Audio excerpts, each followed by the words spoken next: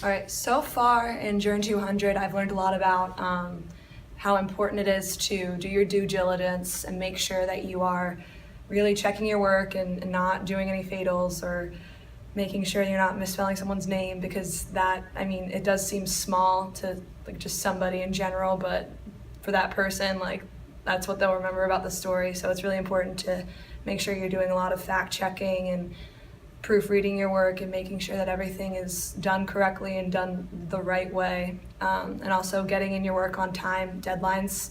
That's a really important aspect of this business. I learned a lot about AP style and about how different that is from English composition writing. When I first enrolled in this class, I wasn't expecting it to be much different than my other writing classes, and it is very, very different. It's almost like it's a very different style of writing, and it's something that I wasn't used to, and it took a little bit of getting used to, and it was an interesting thing to learn about. So in Journey 200, the most important thing I probably have learned so far is discipline. I mean, Omar's given us a lot of tasks and like out of class writing assignments, and you really have to like fact check and make sure all your grammar and punctuation and like spelling is correct, because I mean, one little mistake can completely knock your grade off. And I mean, I kind of like that, because I know at first it's kind of a pain, and the first time you get it, you're kind of sad because like, oh man, I didn't want to mess up.